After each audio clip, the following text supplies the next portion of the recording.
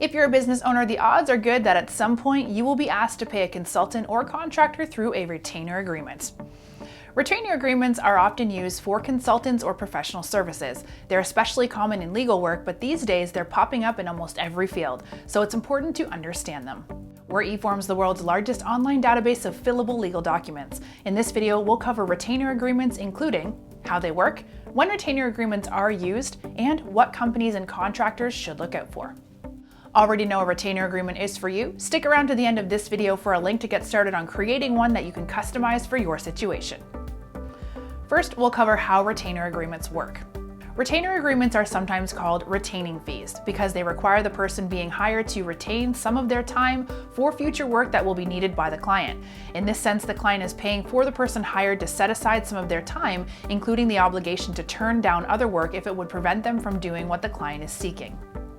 There are different kinds of retainer agreements, but the most important distinction is between pay-for-work and pay-for-access agreements.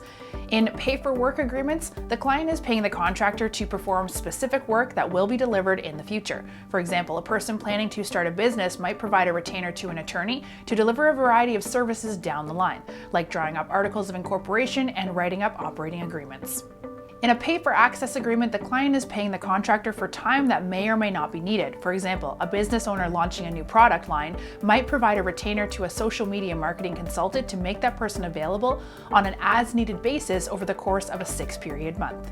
As you can tell from those two examples, pay-for-work retainers are quite different from pay-for-access, and the differences reveal when retainer agreements are typically used. Retainer agreements are typically found in fields where the parties expect an ongoing relationship, but they aren't certain how much time it will take or how long it will last.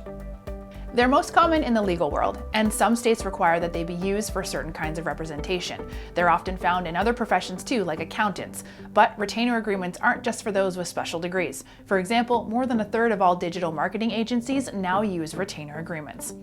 Pay-for-work agreements are common for those newer to an industry. For contractors, they can reduce the risk of not getting paid and provide some stability by allowing them to project revenue in the future.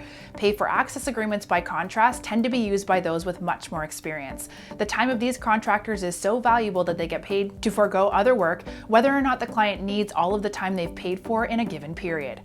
With that in mind, here are some things for both parties to watch out for in a retainer agreement. Is the agreement pay-for-work or pay-for-access? Some jurisdictions use different terms for these concepts. For example, some may call them special and general retainers, respectively. No matter what they're called, make sure the agreement spells out whether the contractor has to refund money if fewer services are needed than expected. Contingencies. Sometimes retainer agreements will specify that additional payments will be made only under certain conditions. For example, a marketing firm may require a retainer to begin working that include an increased rate if website traffic reaches a particular level. Privilege. If the work involves a confidential relationship, the agreement should specify whether confidence is required throughout or only when specifically invoked by the client. This is especially important for legal retainers. Whether you're a business thinking about contracting services or a freelancer looking for some stability, retainer agreements are becoming more common than ever. Click the subscribe button to learn more about this and other business law topics.